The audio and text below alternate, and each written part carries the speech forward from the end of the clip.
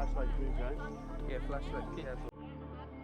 We can already, Tony, when you're placing people, you can just be moving around normally. We're going to have the camera on, so just be moving. Yeah, very slow. And then it will go over there, but we'll do that later. Action.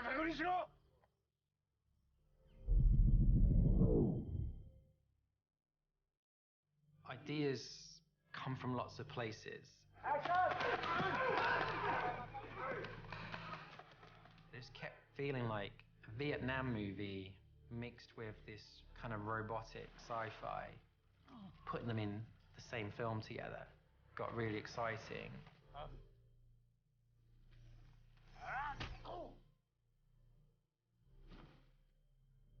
And we shoot it like as if we were guerrilla.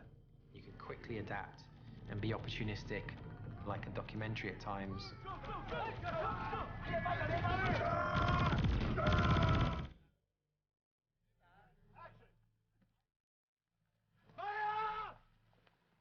Blur that line between blockbuster and real, but in a cinematic, beautiful way.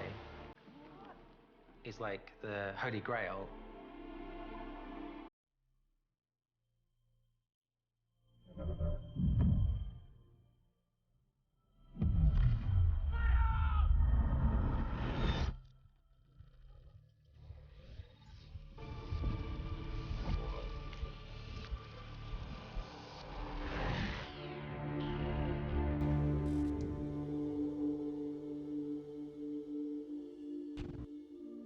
When you say to someone, okay, we don't want to do this the normal way, we want to do it back to front. So we want to go shoot, imagine it's all there, and then do it in post. I think everyone sees the sense in that. Because like, the way I would pitch it to people is like, say a budget for a movie is normally, you know, a big movie, say, is normally this much. And then what they always do is they keep about that much as a safety net, as like a little insurance, like backup. Like, let's go make the movie with this, right? And have this as the backup insurance. But somehow, we had to convince the studio. So it's a sort of location scout, but it was also a proof of concept. They backed us in giving us some money to say, okay, you guys go and look for these locations. What they didn't know was that Gareth wanted to shoot constantly while we were on the road, so that we could later present to them to say, hey, look, this is 2 guys on the road with maybe 3 or 4 cases of equipment, and this is what we can produce. He basically cherry-picked all the most beautiful places in Southeast Asia.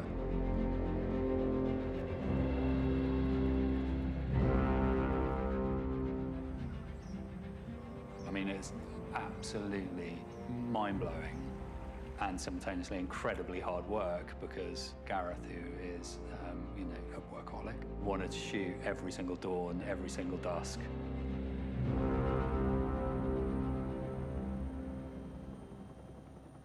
The one cardinal rule for Gareth is that you can never, ever be in a van or any moving vehicle at that time of day. Lee, what is the template name? It was just Disney World for like cinematography. Shot loads and loads of material. Had a little prosumer drone, like a 2 or 3 grand drone, and a 2 or 3 grand camera.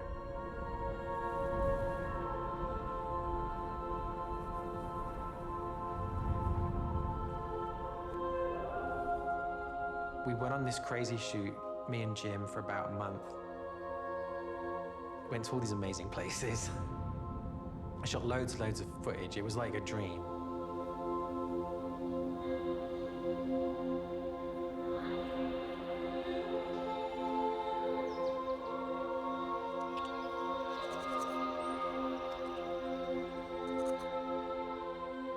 It wasn't a story or anything, but made this sort of textural piece that was about 8 minutes long. Just look at the distance, and there's ship, little light, ships coming into land.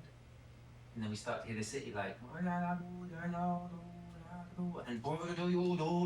and then went to ILM, showed them it, and said, look, please, please, please, this will help get the film greenlit. Can we try and prove that this methodology works. Suddenly we just had this huge landscape, but with these kind of interesting faces and characters in it as well.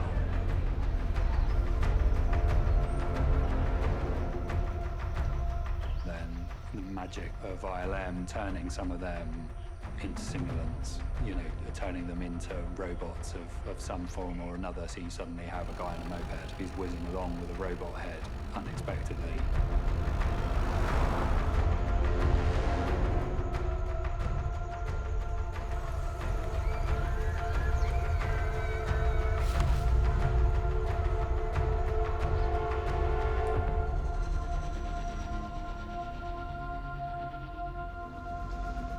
In terms of the studio, it had the right reaction, shall we say.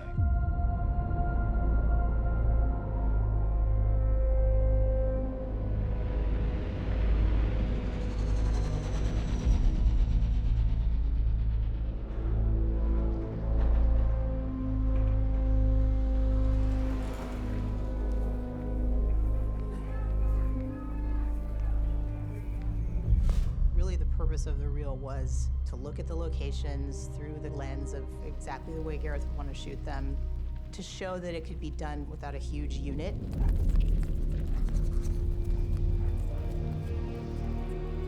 And I think also to demonstrate how the robots and AI characters in the story would look and feel, and how they would be seamlessly interwoven into these beautiful, real settings. What happens in a normal movie is, say you've got a futuristic city, what happens is they build the whole city in 3D because they're paranoid that the director is going to change their mind and want to see it over here, or then suddenly see something different. So he built the whole thing as for a safety net, you know, and it was like, no safety net. Like, we know it's this shot. We're never going to see it from any other angle. We're going to paint what that city looks like, and then if you just go in and make it look real as a painting and then project it onto simple 3D. So it's just got a bit of parallax, so there's a bit of three-dimensionality to it. Like, that would be good enough, that'll work. And you can feel like, you know, like, we don't, there's like a big resistance because it's not how movies are made. Like, it's like a cheap thing to do. But I think it's a better result. And so we just went through with it, you know, really good to us. And they were like, okay, let's try it. It really gave everyone a sense of the deeply cinematic nature of what he was planning and imagining. And that did allow us to accelerate forward, and I think really led towards the green lighting of the movie.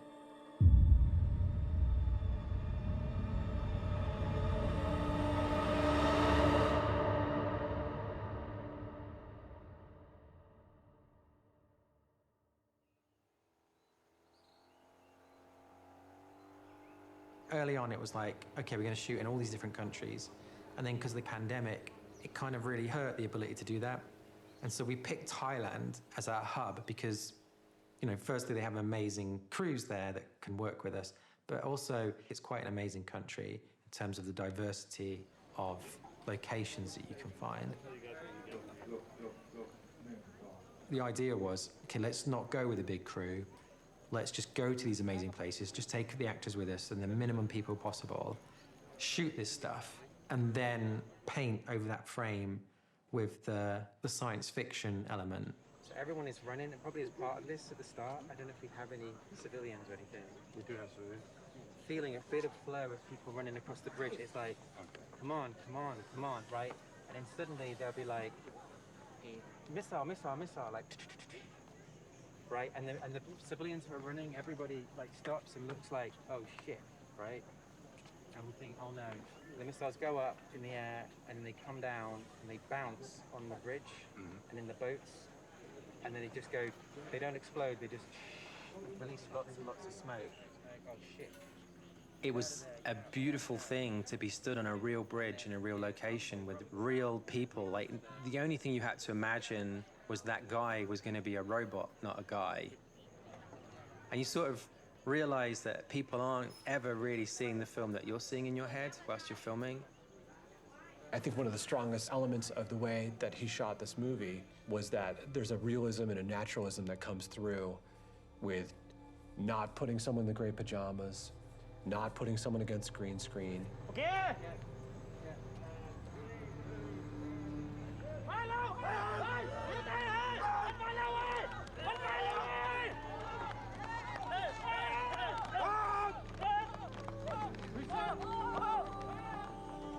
To his credit, I think Gareth chose that if we shot everyone in traditional costumes, then we would be able to pick and choose later. And the ones that we elected to turn into simulants or robots or whatever, those were people that were the right people you're looking at the right time.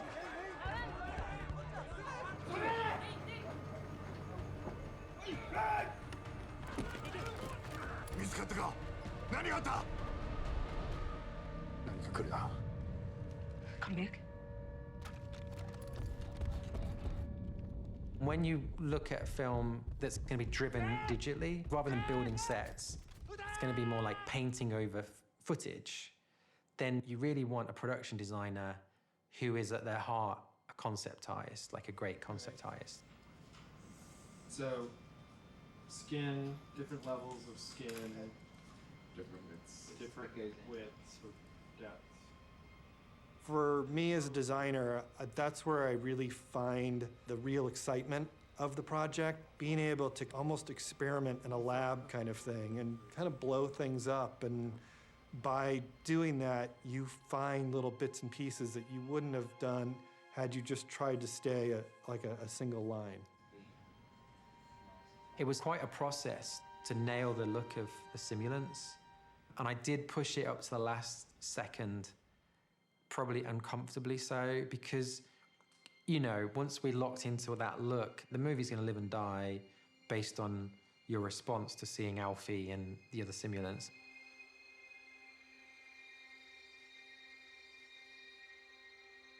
He doesn't want to drill down too quickly into the nuts and bolts of things. He likes to kind of explore and find things. So we kept on trying to keep things alive and thinking about different directions we can take and really holding that process as long as we could. What was really difficult was that fine line of you want to know when you look at that person that they're not human, but you do too much to them and you don't feel anything. We found that connecting the throat down into the body, you feel more empathy for that person. I think it's an instinct. You're seeing something that's been separated from the body versus like, oh, this is someone who just looks different. I was paranoid we weren't doing enough because from the front, apart from the ears are missing, but sometimes even with hair, you can't tell that. I get paranoid, like, God, should we push this more? But then you get a real reward when they turn to the side and you just go, whoa.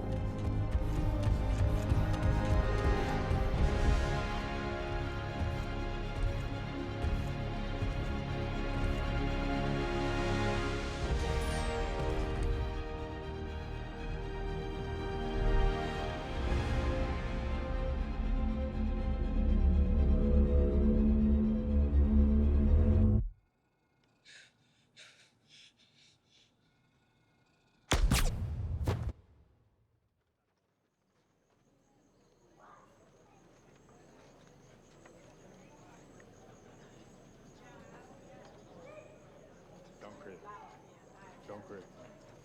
Don't touch it.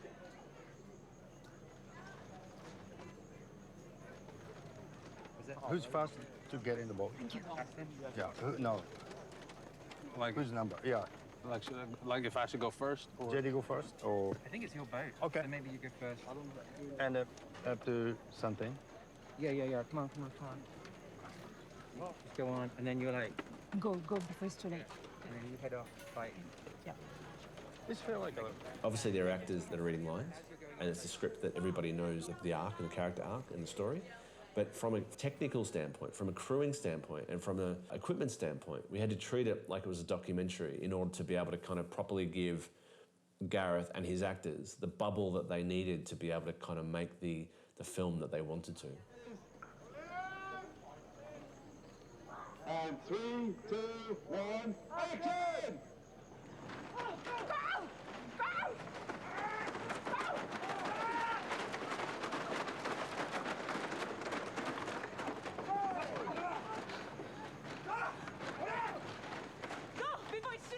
When people say a documentary style in terms of drama, what they're really referring to, I think, is a much more organic, reactive approach. If you're not operating and the actor suddenly moves, the person operating has to make a choice, but they're not the filmmaker, so they're trying to guess what the director would want. If that happened, does he just want me to pan, or does he want me to move around? And they've got to make the decision kind of in half a second, else they'll lose the shot.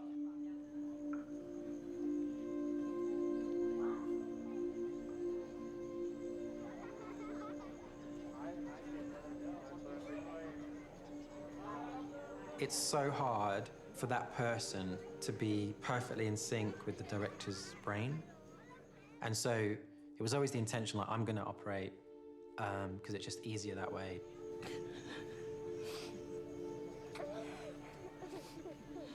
Gareth sees the world through a viewfinder, through that lens. It was like, why wouldn't he operate the whole film if that was gonna give him the best result? Because the idea was for it to be spontaneous, we didn't want to have a traditional shot list. We wanted him to be able to react to things.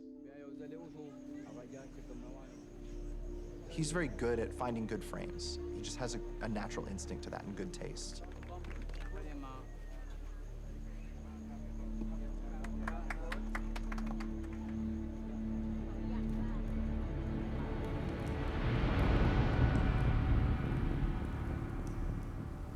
I just felt like if I operated, then I can't tell anyone off. I'll just do what's instinctive to me and just go with your gut about things, and I won't get annoyed with anyone because it'll always be my fault if it's not right, if I screw up because I gambled and moved the camera and suddenly we lose a performance moment or something.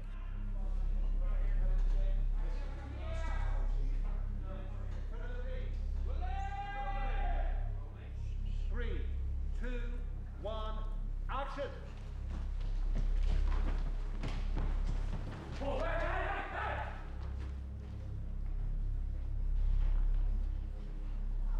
Joshua?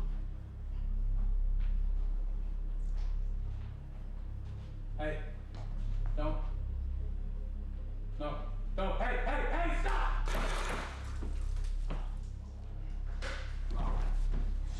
Shit! Taylor, we gotta move. Come on. Taylor, what the hell happened there, man? You went soft. Soft. Let's go. Very good. Cut. Come on. I'd say it's almost like a coach or a trainer asking you to do a drill, and he does it too. It just felt like we were truly like in it together, literally, because we're in these holes or these weird spots, or he's literally, one time he was over me, and like sweat dripping from him to my temple and on down. I was like, Jesus Christ, like we are in it now. I've been able to get the stench off since, so thanks. Because it all happens at once. We kind of confused with the red light from being shot. I just get him. I let it do the alarm. And then, okay. Okay. No, stop, no, no, no, no!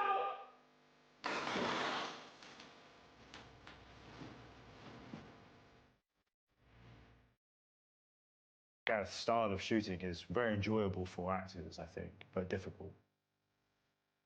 You know, it has the huge scale of a sci-fi action epic, but his preferred method is to block an entire sequence over an hour, so we know exactly what's going to happen. So I'm going there to kill him, right? Yeah. So like, he seems. Oh, we can take him with us. Hostage. Maya, go get your things. I've done this before. Calm. Go, we gotta move. Come on.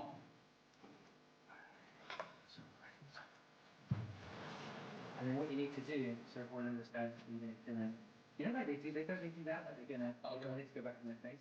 He's following our performances as opposed to making us serve a shot like a bag of meat. Feels like he's shooting a documentary and we're living this life. Please, here we go. I've done this before. Calm. Ready? And action.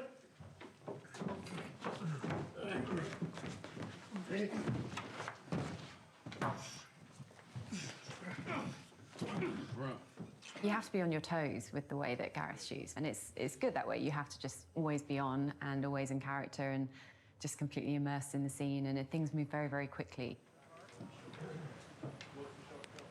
Here we go. 3, 2, 1, action.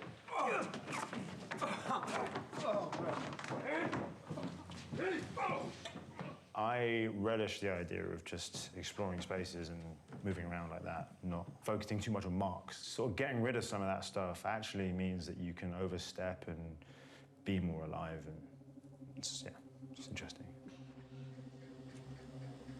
No, please. Oh, no. Go upstairs. All right, get your things. What the hell are you doing here, True? You gotta blow my cover. Lamont is not here. Ramada. Filmmaker. True, we had a deal. Okay, you break? I'm totally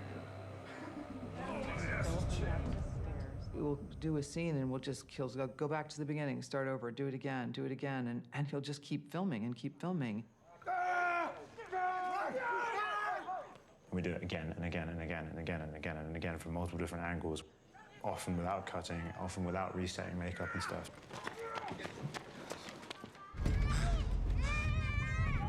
Nate!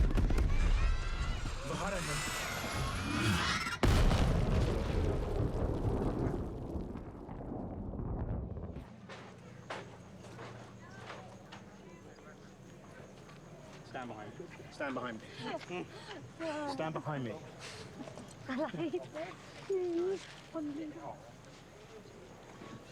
I like the way you can roll into sarcasm straight when there's like the behind the scenes. Yeah, And I'm like, he's like this all the time. Oh, okay, we're doing the sarcastic. It's a bit. It's a bit. It's not a bit. Come here. Before your head melts. But get behind me. Yeah. I don't want to see you in my eyeline. Yeah. I'll talk to you, Gareth. Go. Talk. Go. All right, fine. I can do this. That's all right. It's going to distract you. No, it's too colonial. Go. It's going to get you out of character. There's too much bamboo and people holding on umbrellas. He just keeps going. I mean, and he has this stare of like, I'm not bothered at all. He doesn't seem like it's bothering him ever. So if he ever had any pain or suffering, I can't tell. He masks it well. So that's encouraging to know too. Like I can't be in pain if he's not.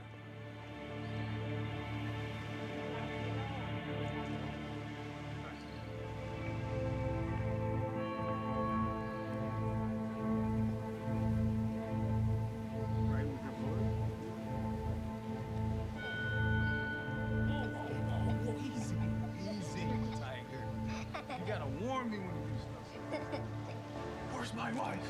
Tell me how's it go? How's it go? Tell me, how's it go? Go ahead.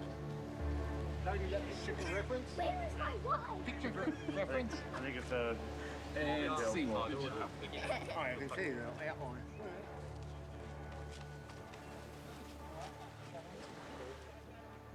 I remember doing one take, and at the end, Jordan, the boom operator, went, well, that was a record. And I went, what? And he's like, 25 minutes. And he was like, what? And he was like, you were filming for 25 minutes. And I was like, bullshit. Like, really? Like, to me, it felt like 3 minutes. All right, and the roll play. That's it!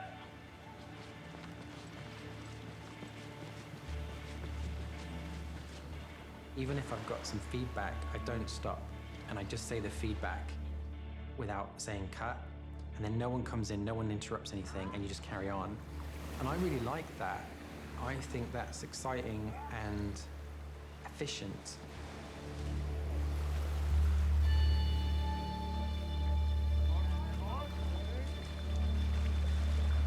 It's the worst experience of my life.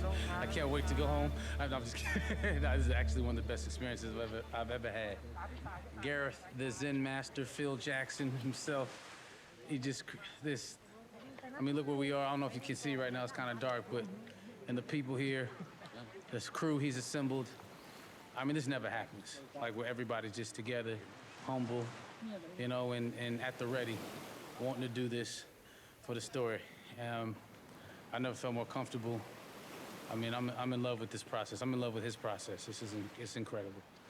My body hates me, but that's okay. Small sacrifice. What happens is you get in the zone. I don't know what anyone else feels, but when I'm filming, I'm not there. I'm in the cinema, like 2 years from now, and I'm sat watching the movie, and as I'm sat watching it, every time I'm going, oh, do that, or go there, or have that, all the thoughts I'm having as an audience member in that cinema, I'm just trying to react to it and do whatever it is. So I'm in a trance, like I don't feel time, and the camera doesn't weigh a thing.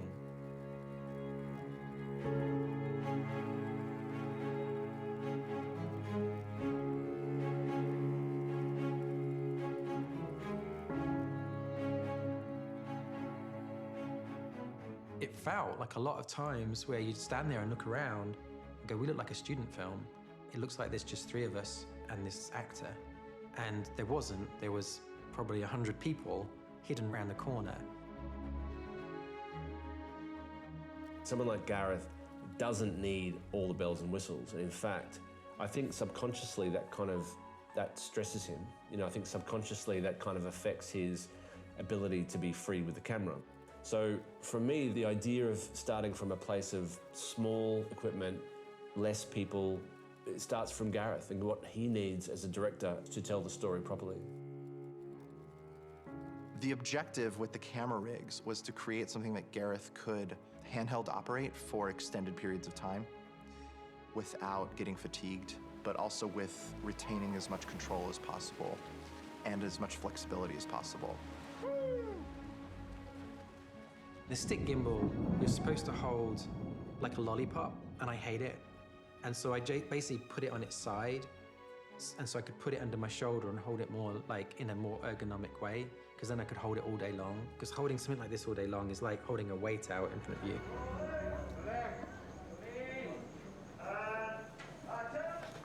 The goal originally was to shoot as much of it on this gimbal as we could. So we needed to be able to configure it so that while he was filming, if he was feeling that maybe this angle wasn't working very well, he could, while still in the middle of a take rolling, shift it down and then kind of reposition his grip in order to still be able to retain control over the gimbal. And so we set it up so that he could really hold it at any height, including all the way down on the ground. We would always pick the lightest weight stuff possible. That was probably the biggest factor in deciding the camera, was the weight and size. With the FX3, particularly at this point in time for this film, it was like a light bulb moment when we tested that camera and realized that it definitely did have a little bit of grain to it, but that grain was visually very interesting. Basically, they took all the color science from their higher-end camera they had that they make feature films with. They put it in this kind of prosumer camera that you can buy in the shops. And it was like, perfect, this is it.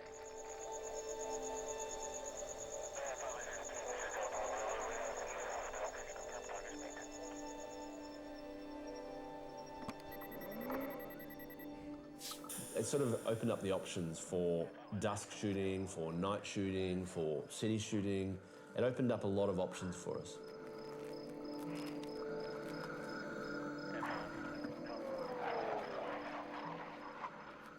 Gareth knew that he wanted to shoot anamorphic, so then the question was, okay, what is the lightest weight vintage anamorphic lens out there that had the aesthetic look that he was after? So they found the Kowa 75 millimeter.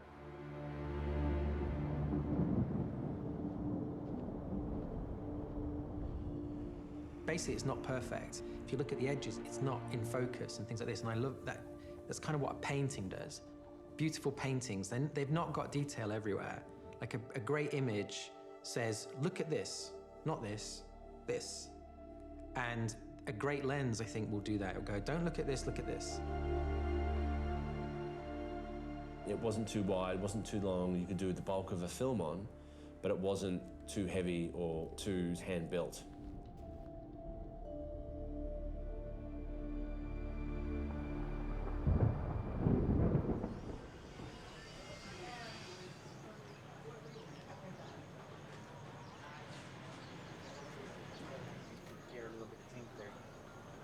Get up. Find stuff. I think the biggest philosophical guideline in terms of the visual approach to this film was around this idea of how do you make something artificial feel organic, Or how do you make something staged feel spontaneous? And Greg and Gareth described it as this razor's edge that you're always chasing. And on one side of that edge is something that is too perfect and too artificial, too lit, too designed. And when you are on that side of the edge, when an image looks 100% perfect, it feels fake. But on the other side of that razor is uncurated, and it's just raw, rough. There's no beauty to it. And we still wanted the film to be beautiful and to look cinematic. So finding that razor's edge was the whole game of the shoot.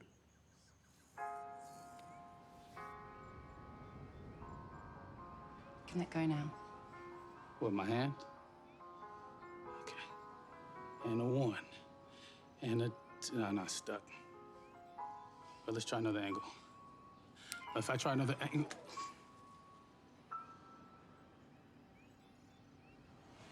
You're very good, guys. Well done. Okay, and cut.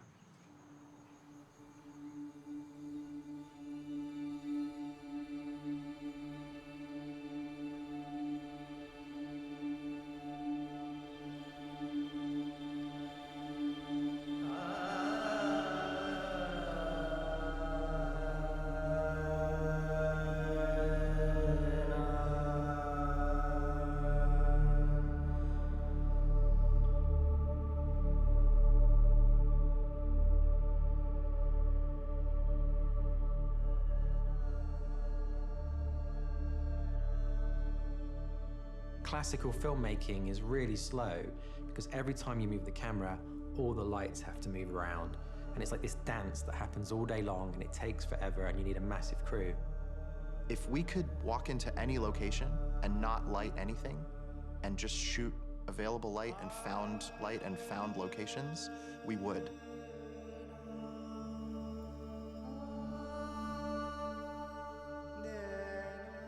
We wanted 360 because if the actors moved around, we could move around. So we were thinking like, okay, why don't we have someone with a pole, right? That's like the boom guy, who as I move around and the actors move around, they just move around. We changed the lighting to a point where every light's on a switch or on a dimmer. We might pre-light a location so that everything goes back to a dimming board. It was great because it was instantly relit, you know, whatever you did. And it would like, and now it looks good. And now it looks good. It was important that the lighting represented an urban environment and not a film environment. If we can give the audience less and less reason to disbelieve and know the environment that they're in, I think the more success the visuals of the film will have.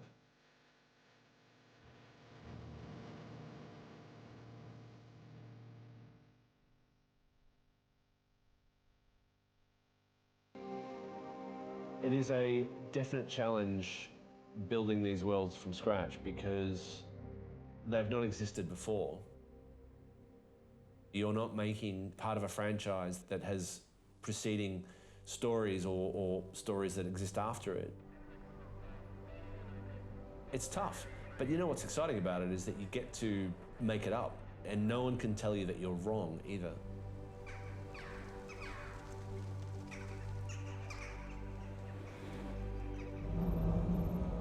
I basically lent on a lot of friends from the other films I'd made and was like, can you do some images?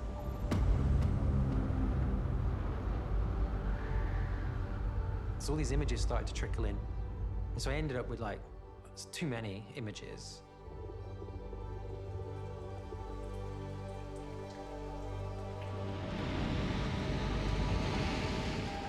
We wanted a used universe more than anything. We wanted something that felt that you can walk around a corner and you can see this new world, but it still felt grounded, it still felt earthly.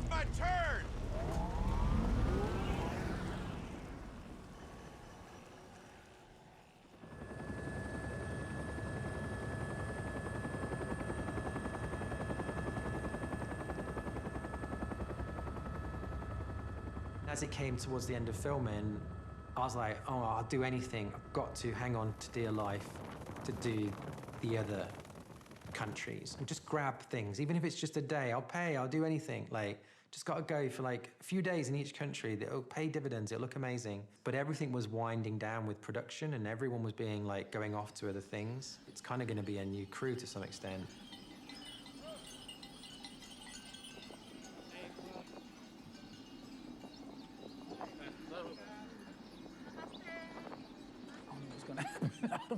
I mean, it's like we're gonna go full Terrence Malick style. I have no idea. He's just like, oh, thanks for going. I'm like, yeah, I'll go. And I have no idea what we're gonna shoot.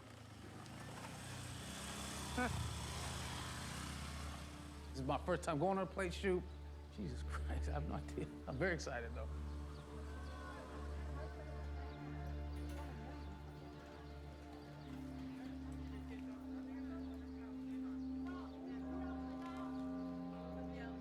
There was a guy who agreed to shave his head to be a monk. A couple of guys did that for us, and they agreed to play the characters. It's kind of a surreal thing to ask people, like, do you want to be in a sci-fi movie? Look at it, it's just this camera. This can't be, you know, anything special. It's not like a big movie came to town and got rid of everybody and set up all these sets and things. Let me take her to mine. Would you luck side deck now? Yeah. Yeah. Okay. You wait here.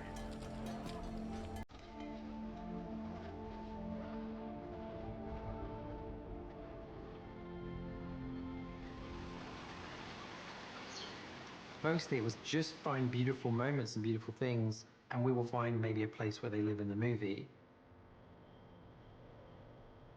It's just the icing on the cake. And it was also fulfilling something in me where I really wanted this film to have that edge about it that feels real.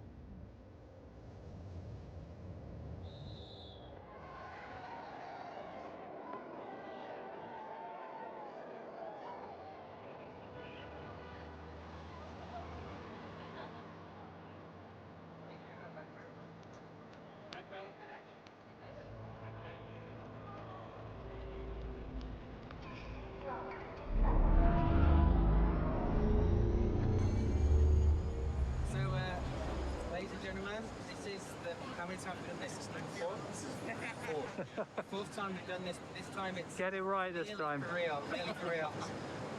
This is a picture for the amazing human being who is John David Washington, a.k.a. Joshua.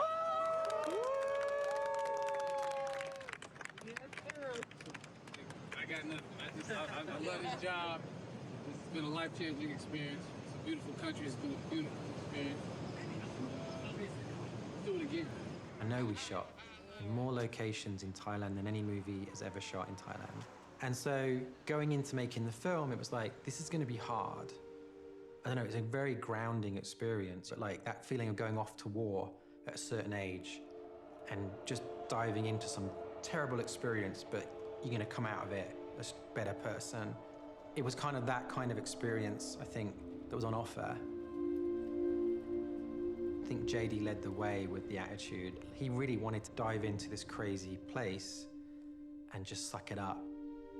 It was a major impact on my life and how I see films being made. And this guy I'm playing, you know, he's carrying a lot of stuff, a lot of guilt, a lot of PTSD, a lot of trauma. And sometimes I can tend to overthink things, and I can tend to like really inhabit the character to where it's like I'm taking it home with me from time to time. But as much as I try to stay in it, it was easy to relax and get out of it every time I go home to, or, you know, in Bangkok or some of these temples I got to visit. You just inherit, once you're there, the peace that the country brings. So it was one of the best experiences I've ever had in my life.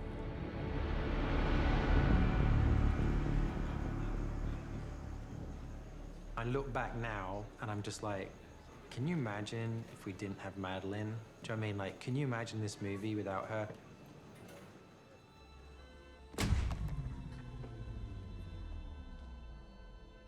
She's a special human being, Maddie, and she's extremely talented, present, and well beyond her years. I think she's been here before, you know, that spirit of hers. I won't play anymore. I didn't know how it was gonna work out, chemistry-wise, to be honest, but I know she's fearless, and you can't get a cheap laugh out of her. You gotta earn every laugh you get from her.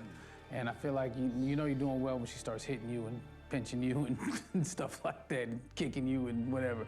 So that's when I knew we were on the right track.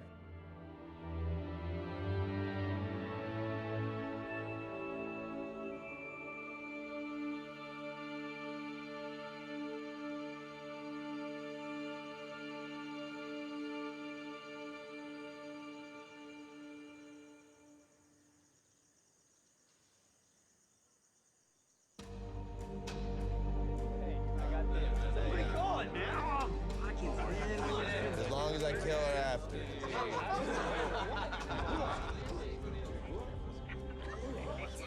That's your wife? Mm-hmm. I'd do anything for just one more minute. I mean, I'd give anything. You see what's on the heads of the shot? Is the shot you take it easy, right? You can just see how he reacts when she first asks, because there's a nice little thing he does, right? Just go straight into it. We have been so many places, and we shot for a long time as well. And so sort of just, you know, just the editing itself is a feat. What happens when you make film is whilst you're filming, back home the editor is doing what's called an assembly. They just kind of put it together as the script said, and then you spend the next 6 months or year finessing and refining and making that edit the best it can be. But that initial assembly was like nearly 5 hours long.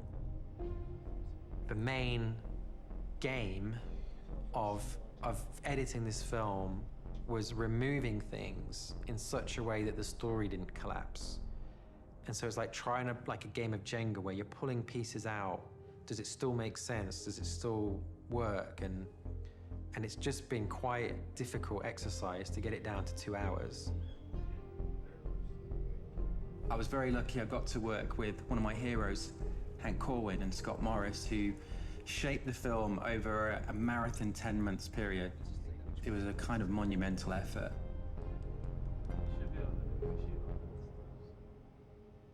A lot of shots have to be signed off very early.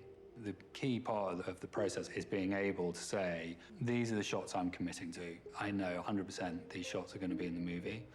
And then it means that you're constantly trying to feed the VFX machine.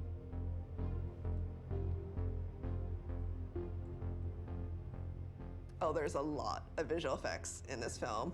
I think in total we're somewhere around 1,800. Every plate footage of an environment you see is probably going to be modified in one way or the other. Every main character that is a simulant is also modified with their headgear. The amount we're trying to get through is certainly quite daunting, especially when we want to make sure we're being sympathetic and buying into this whole design aesthetic and getting it looking wonderful.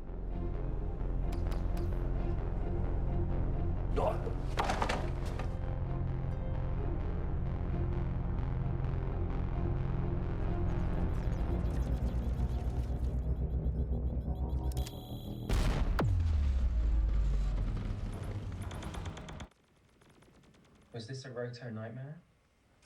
I think a roto and paint semi-nightmare, yeah. Looking in the direction of our team, yeah. You can tell the roto artists they can see their family again now. You should video all those family reunions. Gareth, do you want to see this again, or shall we sort of hit those notes as we go through? No, you can take it to VFX heaven. Great. That we will. All right. Brilliant. To get through all this work, you need a process, right? You can't treat everything in its own unique way. It needs to get a bit more like, not kind of like a factory in a way. Oof, that looks like he's getting hit hard. Could you take credit for Al Sidney's work? I do it every day. Is it connecting? Yep. Key looks good.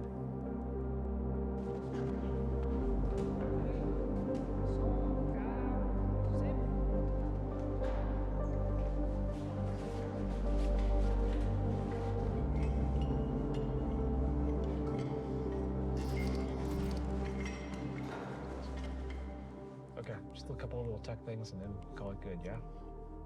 Awesome. Next. That was the 2 I loaded. Oh, that's it? All right, that's the end of our scene, I guess. All right. All of these tasks are difficult and time-consuming and require hours of care. It's an artist-forward passion project. What's kind of fun is that Gareth had a bit more flexibility by perhaps not using the heaviest camera rigs, which I think really helped in terms of capturing some of these great angles. And there's plenty of grain in the image. The lens kit is perhaps not the most precise, but there's personality in there. Technically, it's a hard job to do from a visual effects standpoint. It's a really tough job to take the camera at a high ISO that might be a little bit noisy, that's been shot with a little bit more reckless abandon, and I say that in a positive way, than most films, and to take the visual effects work on that and embrace it and run with it. I think they've done an amazing job.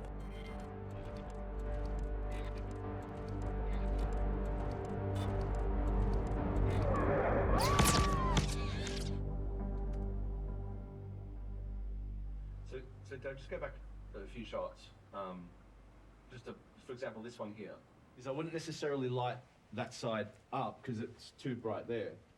I'd lift this part up. I'd keep that where it was, then just lift that. Again, knowing that instantly what the focus of the shot is her, right? So I would keep up there where it was. Yeah, we're gonna lift her up a little bit. Yeah. The most important thing about The Grade is that we achieved this vintage, sort of retro film look to the movie and to feel like a 1970s film. A big part of the aesthetic conversations that Greg, Gareth, and I were having early on was how do you make something artificial feel organic with digital technology? And there's all these plugins and post processes that you can do digitally in order to achieve similar goals. Like you can add film grain and add dirt on the image and halation and all these other aesthetic elements of celluloid that people like. The end result will be really cool.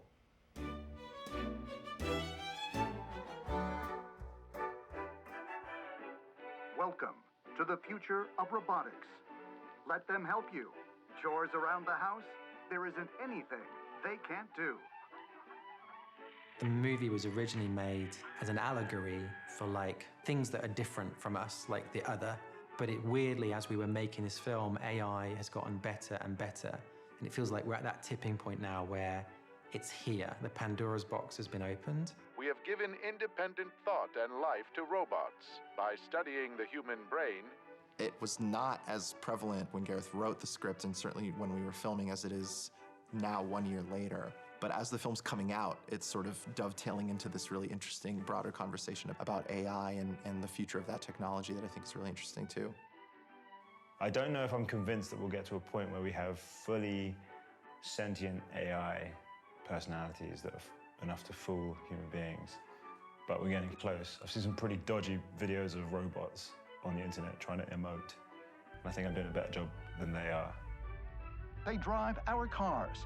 They are our civil servants. But there's a lot about this future that is believable, politically for sure.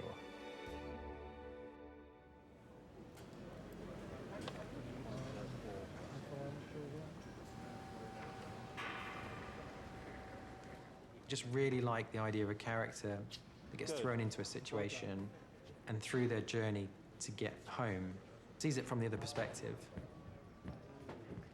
Imagine you had a massive prejudice against a certain group, and then you get thrown into the midst of that group and have to live with them or get out of there, like find a way out alive. How does that change you? Like, what do you witness? What goes on there that affects your prejudice against those people? The importance of empathy is emphasized, but it doesn't force it upon you. In this case, you know, you see these characters that you can empathize with, but you can also judge. There's equal opportunities to do both with these characters, and it's not as simple as I side with this person, I side with that person. As an audience member, I think this film will challenge how you empathize with something or with someone. No! It's okay. It's okay.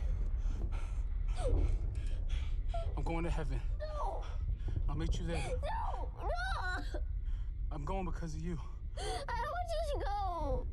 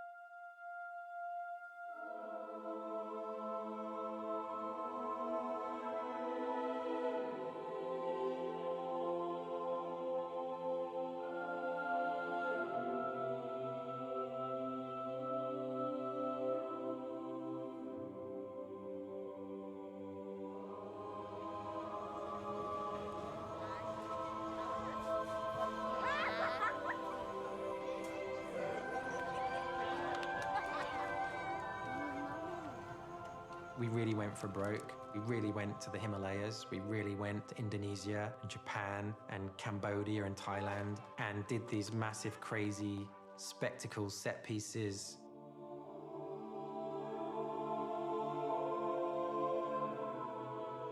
You see magic on screen. You see spontaneous, interesting, compelling, organic, unartificial cinema.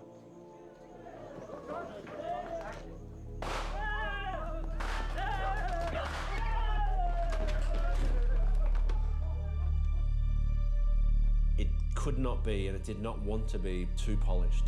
It was critical that it landed in that world of believability and connection with the audience. You've got a very unique process, unlike anything I've ever experienced. There's already way too many shitty movies, and we need more films that feel lived in and raw and human. I don't think anyone's ever seen anything like this before. There are all these special effects and everything, but at the heart of it is a beautiful story. Inside of a science fiction world, what dominates is the characters and the relationships and what people learn. Science fiction should always have some meat on the bone. What questions is it provoking about something important in the real world?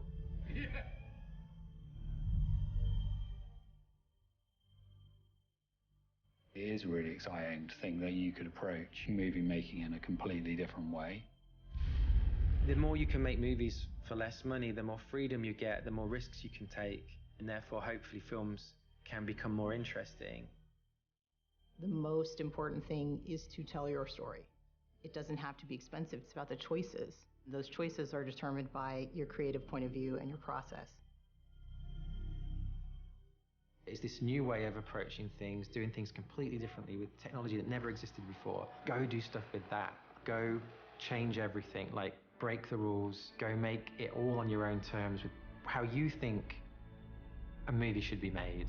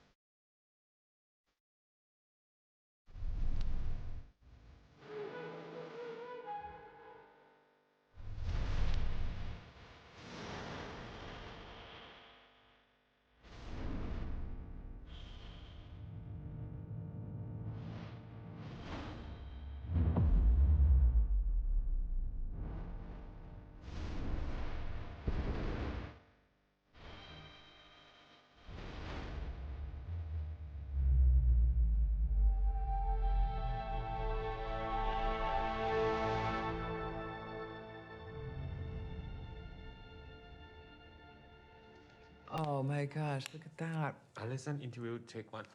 Take one! No.